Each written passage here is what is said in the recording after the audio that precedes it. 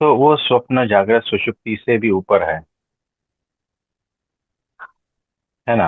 वो तुरिया से भी ऊपर है।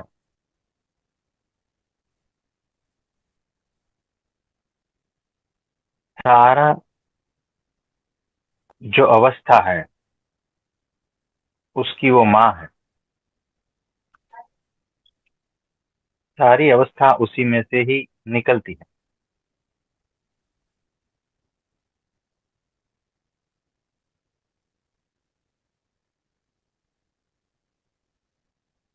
तो देखो, भगवान ने कहा था कि सब कुछ मेरे में समा जाता है और सब कुछ मेरे में से ही निकलता है।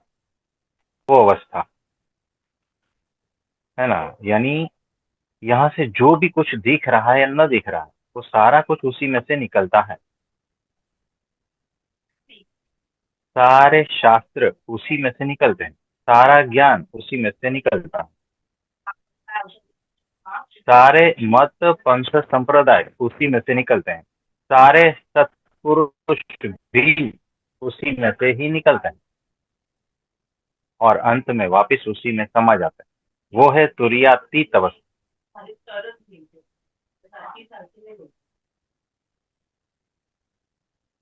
कुछ समझ में आ रहा है? देखो कैसे है कि हल्की हल्की परतें हैं।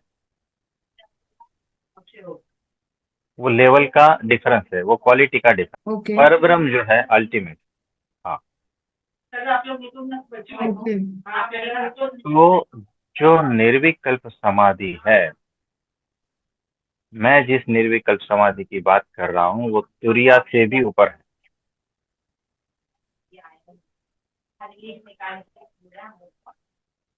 वहां एकमात्र परब्रह्म रह जाता है और कुछ भी नहीं रहता।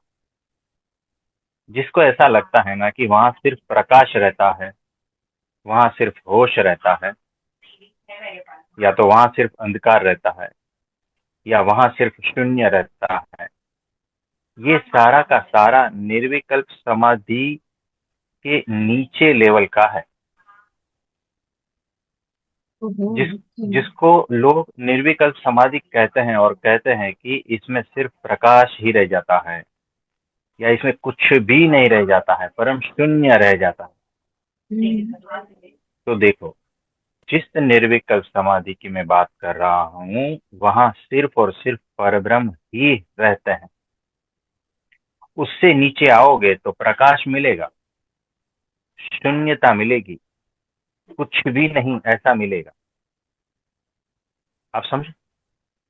हाँ, निर्विकल्प समाधि में से वो प्रकाश, वो शून्यता, वो नथिंगनेस, या जो भी कह लो, वो सब उसी में से निकलते हैं।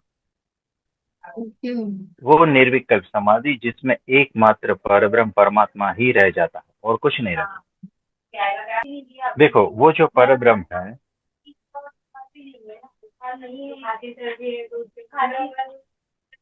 वो वो जो मूर्ति है वो चारों दिशा में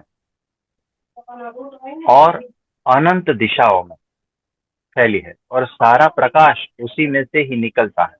और उसके आसपास जो है ना, अनंत कोटि मुक्त, वो भी दिव्य अवस्था में है।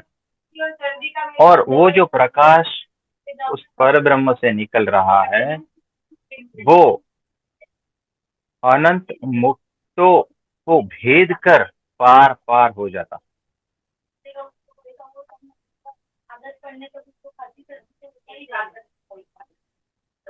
और सारे दिव्याकृति है, अनंत दिशा में फैला है। यानी आगे पीछे आसपास ये दिशा नहीं, अनंत दिशा 360 बाय 360 में फैला है वो।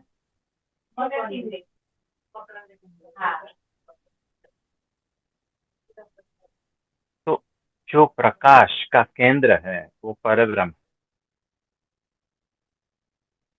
तो वो जो प्रकाश का केंद्र है परब्रह्म है। अब ये हम सिर्फ प्रकाश की बात करें तो सारा प्रकाश उसी में से निकलता है। उसके आसपास अनंत मुक्त है और उससे भी आर पार जा रहा है। उस केंद्र से। वो प्रकाश उस दिव्य देह से भी आर पार जा रहा है और फिर और अनंत दिशा में फैलता। उस प्रकाश की एक किरण, उसका एक टुकड़ा, वो हमारा सूर्य है। तो सोचो वो कितना प्रकाश होगा। आप सुबह में 8 बजे सूर्य से आंख नहीं मिला पाते, है ना? और जो जो संत महापुरुष हो गए हैं, उन्होंने जो ध्यान में देखा है कि वो प्रकाश, वो इतना प्रकाश देखकर वहां अटक गए, क्योंकि वो प्रकाश असहनीय होता है और उनको अंतिम मान लिया। लेकिन जो उस प्रकाश से भी पार गया ना, उसे ही वो परब्रह्म का दर्शन होता है। मैं उसकी बात कर रहा हूं जो प्रकाश से नीचे की अवस्था में अटक गया है, वो परम शून्यता में अटक गया है, परम मौन में अटक गया है, परम प्रकाश में अटक गया है, नथिंगनेस में अटक गया।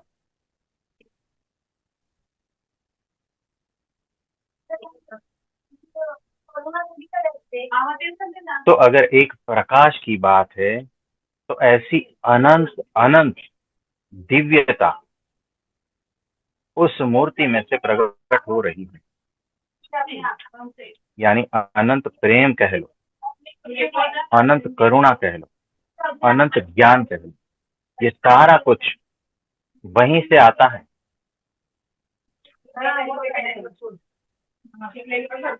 और अनंत मुक्तों के आर पार जाकर फिर सब जगह फैलता, फिर अनंत कोटि ब्रह्मांडों में फैलता, फिर ऐसी पृथ्वियों में फैलता है। और फिर वो जीव तक आते आते बहुत छोटा होता है, और उसकी एक झलक भी मिल गई तो भी यहाँ लोग समझते अरे आत्मज्ञान हो गया, क्या हो गया, क्या हो गया।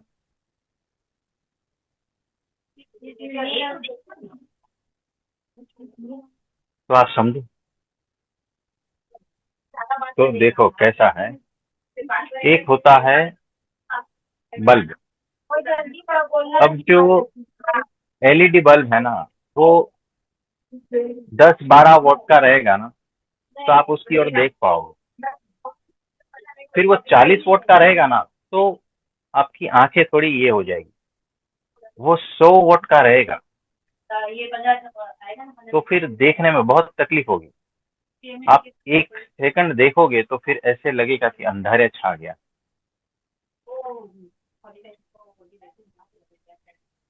तो 100 वोल्ट का एक एलईडी बल्ब, वैसे 1 लाख बल्ब को इकट्ठा करो तो आपको प्रकाश के अलावा कुछ भी नहीं दिखेगा। बल्ब नहीं दिखेंगे, प्रकाश ही प्रकाश दिखेगा। लेकिन बल्ब है, बल्ब साकार है और उसका प्रकाश जो है निराकार। तो जिन्होंने उस प्रकाश को देखा और प्रकाश से उसकी आंखें अंधी हो गई, मैं ये आंख की बात नहीं कर रहा हूं, मैं इंद्रियातीत आंखें की बात कर रहा हूं, जो वो प्रकाश को देखने में सक्षम है। तो उसकी आंखें जब वो प्रकाश को देखकर अंधेरे को अनुभव कर रही है ना, और वहां तक जो पहुंचा है ना, उसने शास्त्रों में वर्णन किया है कि वो अंतिम जो है ना, वो अंधेरा है। जिसने प्रकाश को देख लिया, वो कहता है अंतिम जो है ना, वो प्रकाश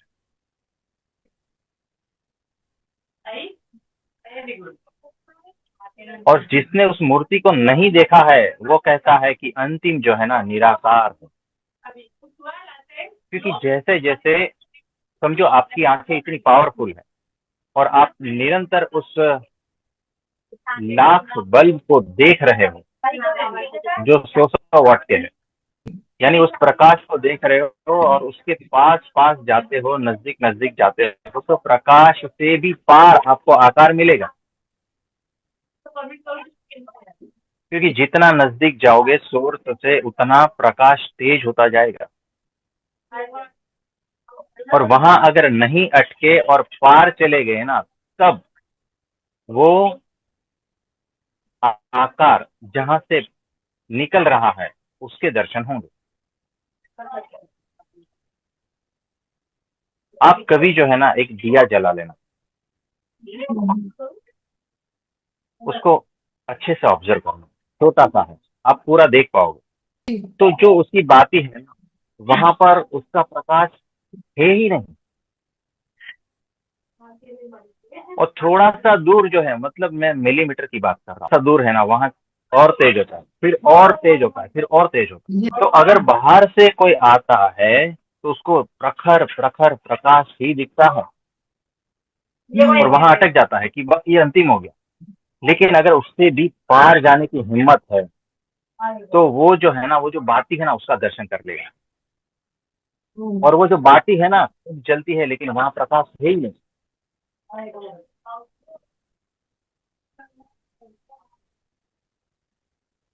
वैसे ही ये जो परब्रह्म है, वहां से सारा कुछ निकलता है, लेकिन आस पास जो है ना शीतल प्रकाश, उसके आस पास जैसे बाती जो है, जस्ट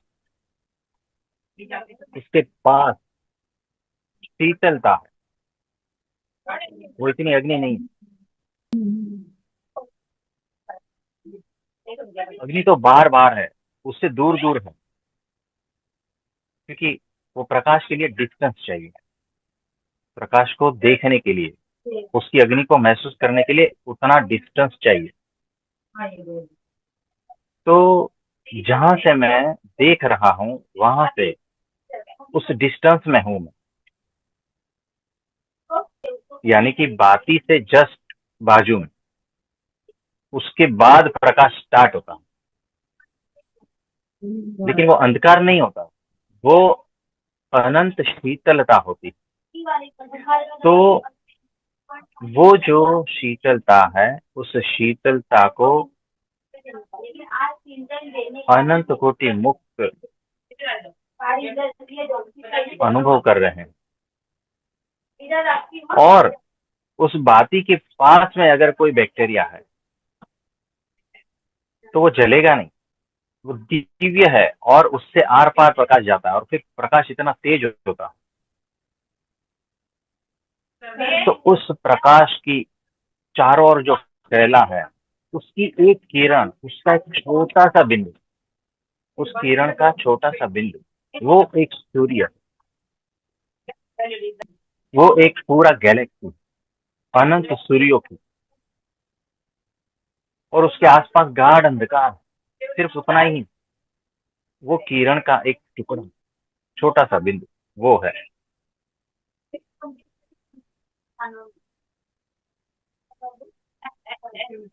तो कल्पना भी में नहीं आता है, ऐसा है वो।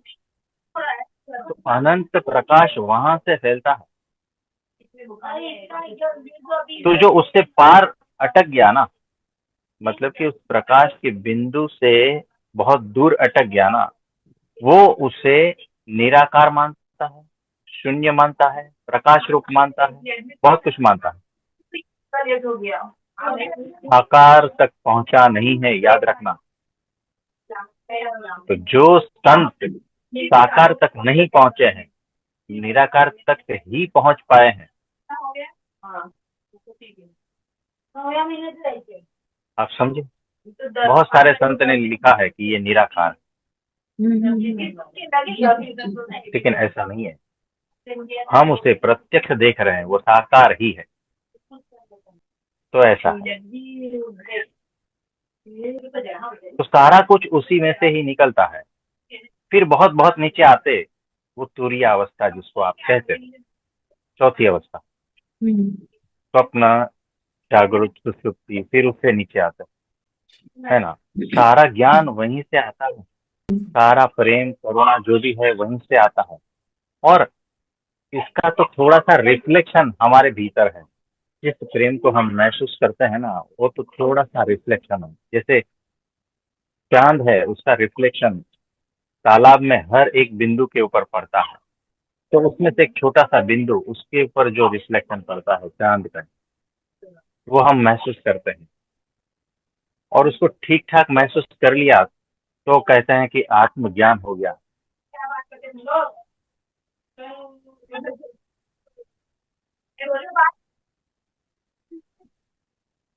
तो आत्मज्ञान कितनी छोटी चीज है जहां से हम देख रहे हैं।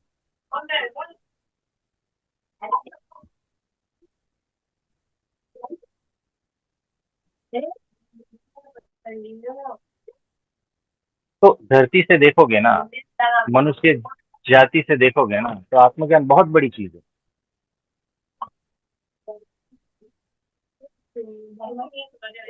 ऐसा है, जितना भी ब्रह्मांड है ना पूरा, उसमें से 10% पकड़ लो। वो 10% उसको कहते हैं ऑब्जर्वेबल यूनिवर्स। और जो साइंटिस्ट, हाँ, वो जो साइंटिस्ट है ना, उनको जो भी मालूम है वो सिर्फ ऑब्जर्वेबल यूनिवर्स के बारे में ही मालूम ओके। है। और वो 10% से अनंत कोटि ब्रह्मांड है। और जो स्पेस है ना, जो कहते हैं कि खालीपन या जो भी हो, वो बहुत सारा है, क्योंकि हर चीज में वो स्पेस है। आपको ये जो ठोस चीज दिख रही है ना, उसमें भी वो स्पेस है। अब देखो कैसा है कि ये जो धरती है ना, मतलब ये 5 तत्व की बात करें तो पृथ्वी, उससे सूक्ष्म जल है ना, यानी वो पृथ्वी में व्याप्त है। पृथ्वी, जैसे जैसे मैं ऊंचे जाती, जल, तेज, वायु, आकाश, यहाँ अटक जाते हैं, क्योंकि इसी से ही हमारी इंद्रिया बनी है। इसी में हम अटक जाते हैं, क्योंकि ये वही देख पाएगी, है ना। प्रकाश से वो दृश्य को देख पाएगी। आकाश, ये सारे बॉडी के हर सेल में, है ना। तो आकाश से, उससे भी जो सूक्ष्म है, वैसे बहुत सारे डिपार्टमेंट है, फिर जो अंतिम सूक्ष्मता है वो परब्रह्म परमात्मा है। इसीलिए आकाश के भीतर भी जो है ना, ऐसे बहुत सारे लेवल है, जैसे मैंने 5 बताया ना, पृथ्वी, जल, तेज, वायु, आकाश, है ना। अहंकार, महतत्व, प्रधान पुरुष, प्रकृति पुरुष, उससे भी जो ऊपर है अक्षर, और उससे भी परब्रह्म, है ना। ऐसे अगर वो डिपार्टमेंट करते जाए, ऐसे लेयर, ऐसी सूक्ष्मता, तो सूक्ष्म से भी सूक्ष्म जो है ना, आकाश नहीं है, उससे भी अनंत जो सूक्ष्मता है, और वो अनंत फैलाव है, आकाश में भी वो फैला है।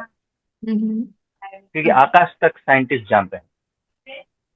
साइंस कैसा करता है पता है, ये 5 इंद्रियों से ग्रहण में जो आता है, साइंस उसी को ही मानता है ना।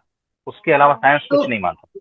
तो साइंस की भाषा में अगर समझाए तो वो परब्रह्म से बना है। तो परब्रह्म तत्व पकड़ लो, जैसे आकाश वैसा परब्रह्म, कि पृथ्वी, जल, तेज, वायु, आकाश, उससे भी ऊपर ऊपर ऊपर ऊपर ऊपर, और फिर परब्रह्म। तो वो सूक्ष्म से सूक्ष्म, सूक्ष्म से सूक्ष्म, इस तरह से जाता है, और उसको परब्रह्म तत्व समझ लो। तो वो जो परब्रह्म है वो सर्वोपरि है, यानी सब एलिमेंट से ऊपर। पृथ्वी, जल, तेज, वायु, आकाश, उससे बाद भी बहुत सारे एलिमेंट से, उससे अनंत लास्ट में वो है परब्रह्म। वो है सर्वव्यापी। यानी पृथ्वी में कैसे जल व्याप्त होता है, उसमें वायु, आकाश, अंत में जो है ना, जो साइंटिस्ट जहां तक पहुंचे हैं, वो आकाश, हर हर छोटा छोटा परमाणु में भी अवकाश है, वहां तक पहुंचे हैं। अभी और बहुत सारा कुछ बाकी है, उस अवकाश में भी बहुत सारा कुछ है, और अंत में जो है, जो सब में है। देखो, आकाश भी सब में नहीं है, पृथ्वी भी सब में नहीं है, लेकिन वो परब्रह्म जो है ना वो सब में है। तो वो सर्वव्यापी है, वो सर्वोपरि है, यानी सब एलिमेंट से ऊपर है। वो सर्व करता हरता है, यानी जैसे जैसे ऊपर होते जाते हो ना वैसे वैसे उसकी ताकत बढ़ती है। पृथ्वी से जो है ना वायु की ताकत ज्यादा है, उससे भी जो है वो अवकाश कहते हैं, उसकी ताकत ज्यादा है ना। तो इस तरह से ताकत बढ़ती जाती है। तो अंत में जो है वो सर्वोपरि, सर्व करता हरता, सदा दिव्य साकार मूर्ति है वो। एटम का भी जो है ना हमने देखा है कि उसका न्यूट्रॉन प्रोटॉन इलेक्ट्रॉन जो भी है उसका भी आकार है ना। तो जहां तक इस इंद्रियों में आता है पकड़ में, तो हम उसको आकार मानते हैं। लेकिन उससे भी पार अनंत इंद्रियां है, उस इंद्रियों से जो ग्राह्य होता है ना वो परब्रह्म होता है। तो वो सर्वोपरि है, सदा दिव्य साकार है, सर्वव्यापी है, सब में व्याप्त है, सर्व करता हरता है वो, सदा दिव्य साकार ही है और प्रकट है, हमारे सामने प्रकट है। पहचान सके तो पहचान लो। आप सभी का बहुत बहुत धन्यवाद। सभी को मेरा नमस्ते प्रणाम।